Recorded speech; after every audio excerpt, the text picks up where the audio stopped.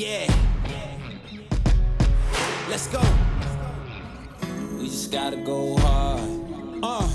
I go the hardest. I bring the pain. Now. My name is Patrick Malayter. I'm still a CPA, but I'm a retired CPA. What got me into the race? Well, probably like 90% of people in the country, I've been concerned about what's been going on. But specifically, a few of the drivers were, first, I've been listening to this podcast, and one of the podcast hosts has been telling folks that one of the biggest problems with the Republican Party is that a lot of folks aren't willing to go ahead and step up and get involved. Well, that obviously didn't happen in the 5th District race, right? I'd say a second thing, when Victoria left the race, I did spend some time kind of studying some of the different positions of the other candidates, and honestly, I felt a lot of the positions were just general Republican talking points, where I really had some crisp ideas of how and what needed to get fixed and developed specific plans to do that. And probably the third driver was our son and I, we took a bicycle trip to Italy in September. And normally when I got back into the United States from a trip abroad, I would be kissing the ground of the tarmac at the airport. And this time I didn't. And part of it was the places that we saw, the cities were clean, they were safe, people took care of themselves and so forth. It was kind of like the way the United States used to be, as I recall. And I wanted to try to bring that back. So those were probably three of the genesis issues that got me into the race.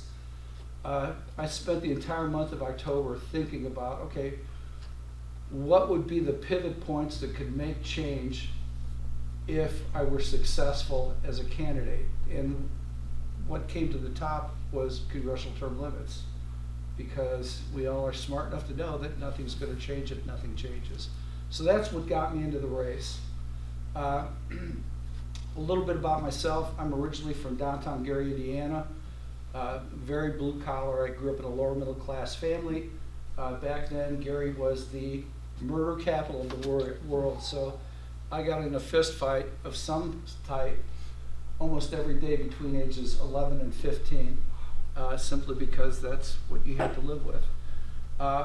I ended up going to a Catholic high school, Andrean in Maryville, Indiana. Marty went there as well. My interests pretty much at the time were rock and roll music, lifting weights, and football. I was a pretty good football player, got all-state recognition, but didn't get a lot of D1 interest. I was recruited lightly by Northwestern. I had an appointment to play at the Air Force Academy, but this pesky issue with not being able to see. So professionally, I ended up going to Indiana University, became a CPA, made partner with one of the largest accounting firms in the world, KPMG. Ended up running the national tax practice for a firm called Forbes, now 7th largest, so I have a great understanding of tax issues. So my biggest concerns right now is how the economy is affecting people of all ages, including my youngest daughter here, Jacqueline, because they are inheriting a debt load that is just unsustainable. Thank you. Well, from my perspective, the key issue that the Congress is falling down on is just essentially managing our spending. That is one of the key functions of our Congress right now, the power of the purse. Back in 2000, we had spending caps that were in place that were abandoned actually during the Bush administration. Consequently, we went from generating 4 years of consecutive surpluses to the first year of the Bush administration, turning that around by roughly $500 billion with the first tax cut. So Congress has essentially lost their way with respect to managing the budget. The second thing that I realized in running a national practice is just how much the different government agencies have in setting forth regulations. So for example, in the tax area, I mean, the tax code is a beast in and of itself. It's roughly 8,000 pages. But what Congress has done is delegated to the Treasury Department the authority to interpret these different laws. So consequently, you have 24,000 pages of regulations that interpret these different laws and make them so much more complicated. Furthermore, Congress has delegated to the Internal Revenue Service, part of the Treasury Department, to then interpret those rules even more, and you've got about 1 million pages of interpretation. That particular issue is across all of these different government agencies where Congress has essentially delegated all of their authority in these different regulatory areas. Max mentioned another issue of significance, basically being executive orders where, you know, President Trump did some great things with respect to the border and some other areas, but what happened on day one of the Biden administration, poof, you know, they were overturned.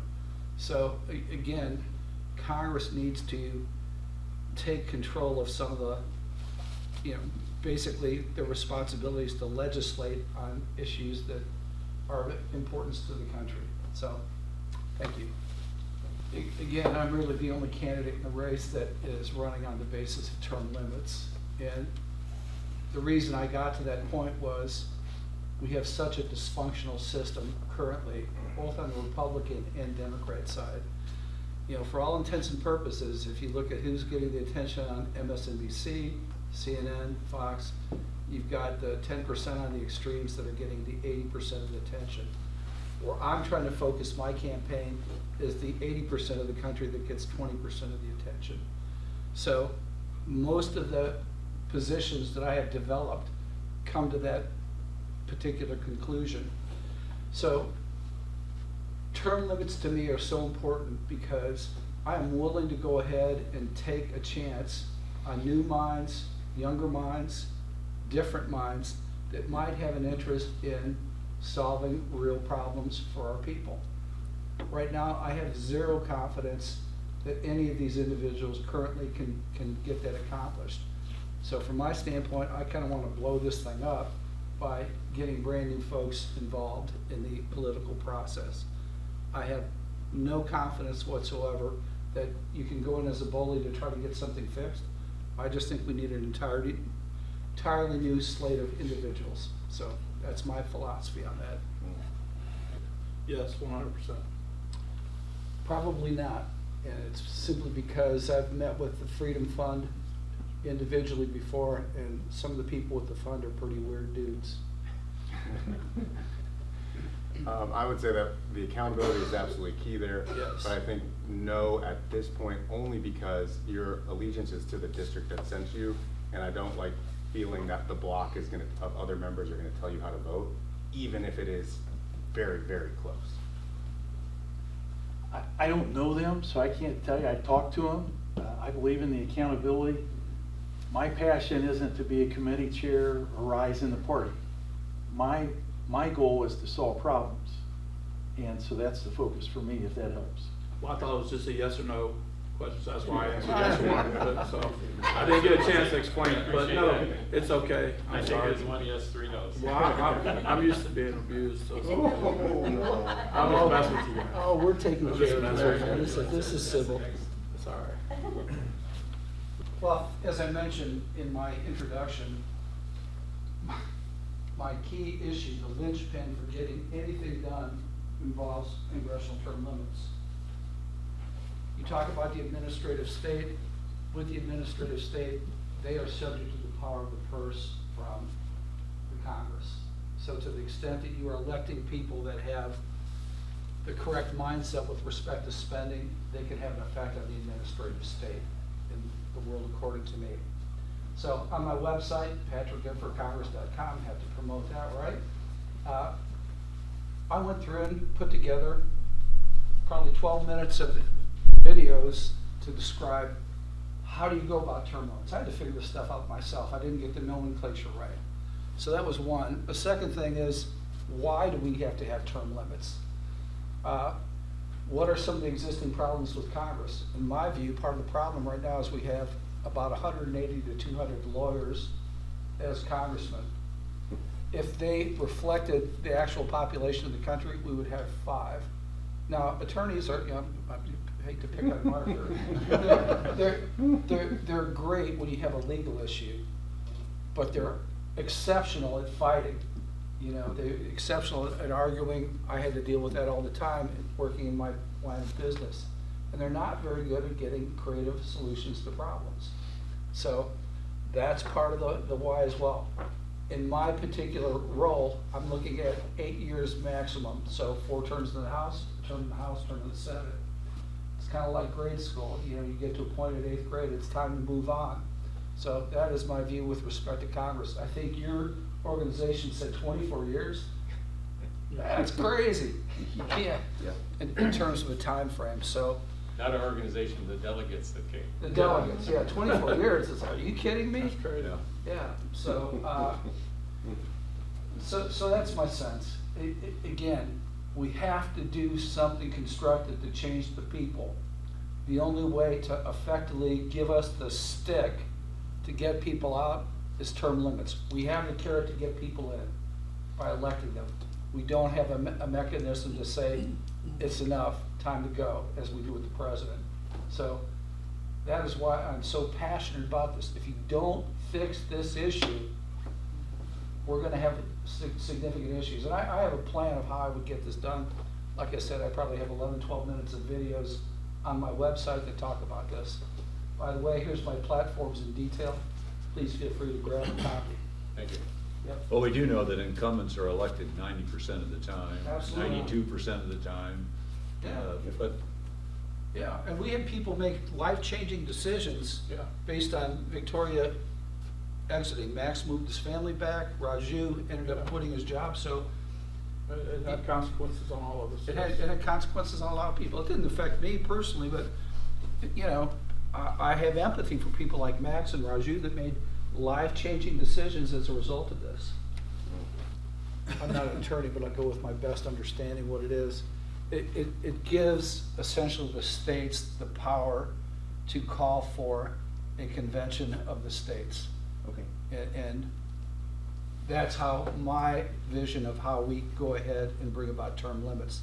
Congress technically can't even term limit themselves, because if somebody ended up, you know, if they miraculously passed legislation, it could be declared unconstitutional because the Constitution lays out. Yeah. So you actually have to take the process that your organization is taking. And I discovered that's how you had to do it when I was studying this stuff on my own. Okay. So, Well, but basically that's what it does. It provides an opportunity for the states to call a convention. And I love the way that your organization has it phrased, where you're really dealing with 3 issues. You know, term limits, the budget, and, well, you talk about other things like land and so forth. the federal overreach. Yeah, so, Okay. Well, that's one way to amend the Constitution. You all knew Article 5 was amendments, right? Yeah. Thank you. Smarter than a Biden judicial nominee. Right. But there's another way to amend the Constitution, because the convention has never been. it's never been done. Yeah, the standard way would Yeah. require basically a majority of Congress to. 2/3 of each house. We known people that were encountered 1.7 gotaways. How come they're gotaways? Well, we don't know who or where they are. Poof, they just got away. So, but there's really 4 issues with the border. It costs, you know, all of us that pay taxes $1,000 a person a year. You know, that's one. 2 is, you know, just the public safety issue, where you have these people that are being murdered. You see the police being attacked in New York and so forth. So, you know, that's a key issue as well. The fentanyl issue, actually, Hamilton County does a very good job of keeping records on addiction-related issues. So 2023, there were 350 opioid-related overdoses taking place in Hamilton County, 25 opioid-related deaths. So big, real number, and you extrapolate that through all our different counties, and again, it adds up to a pretty significant number. But the last thing I talk about is, and I know this sounds kind of odd, it's such a racist and class discriminatory process by doing that. So why is it that? Well, you know, again, we have, let's say, a lot of people that don't go to college or whatever, they take entry-level jobs where they're maybe not making a huge amount of money per hour.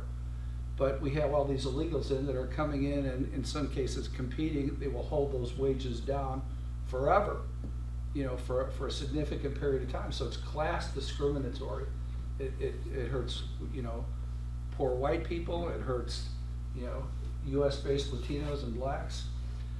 But it also, in a lot of these major cities, and you'll see a lot of the African-American groups like in Chicago, they're pissed because essentially their public resources are being reallocated. Yes, Max and I think a lot on several issues.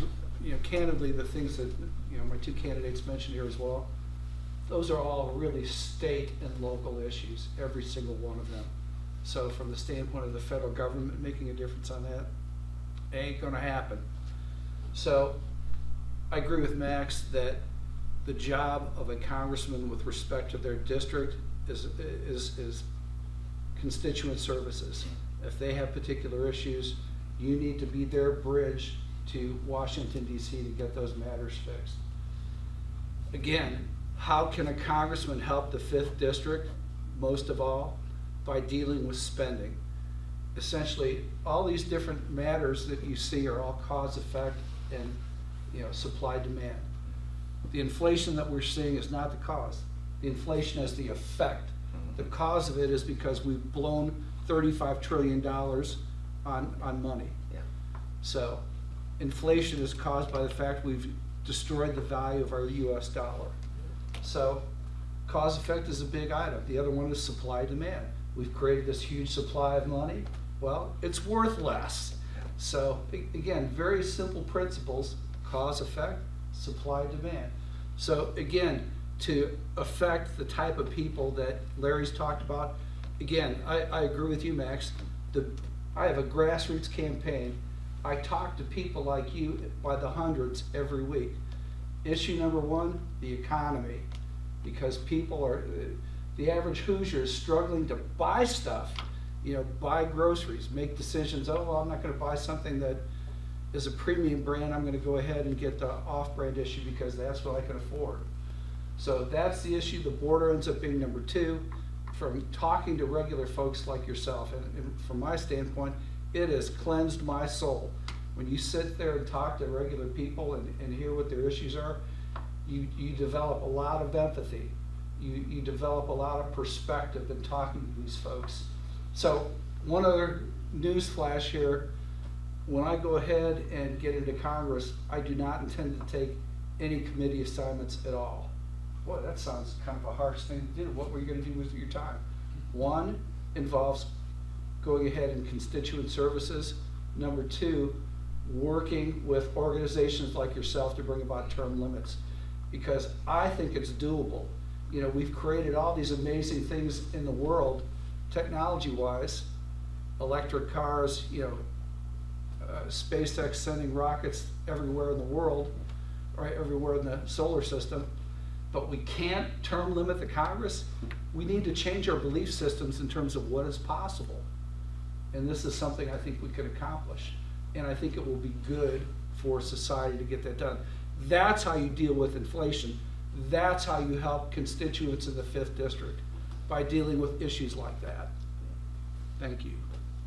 Well, first of all, wasn't this a great evening? We actually talked about things. I'm going to just talk about an issue that's important to me first, that is really not within the scope of running for Congress, and then I'll get into what differentiates me in my closing. When I also started to run for Congress, I thought the greatest social problem that we have here right now involves children being born without a dad in the household, and that's 40% of all births here taking place in the U.S. Those children are at risk to drop out of high school, get pregnant, become drug users, commit suicide. Again, dealing with that issue is probably one of the greatest societal problems we have to deal with. I've got ideas on how to address it, but again, that's beyond what I'm focusing on right now. What differentiates me? I think my key issue, besides what I'm running on plank-wise, is that I have the ability to creatively solve problems. It was one of the greatest strengths of how I became a partner at the biggest accounting firm in the world and run one of the most sophisticated tax practices. Everybody said Patrick's probably the most creative CPA I've ever met. So that's my differentiator. as I meet with literally hundreds of Hoosiers each week, I'm saddened because so many of you are frustrated with Congress's ability to solve our problems. And I say, we don't have to put up with that anymore. You know, that's right. We don't have to put up with a Congress that allows illegal immigrants to flood our border. We don't have to put up with an economy where the average Hoosier is blown away each week by going to the grocery store. And we absolutely don't need to tolerate Congress spending 10, 20, 30, 40 years in the big house without necessarily helping us with any of our real issues. So let me ask you a question. Would you guys be happy if this were the last time that AOC, Nancy Pelosi, and all the other ineffective members of Congress run? If so, say aye. Aye. That's why you need to put me into Congress, to bring about congressional term limits, something over 80% of Americans agree on, irrespective of what your political party is. Because we are all, smart enough to know that nothing changes where? Nothing changes, exactly.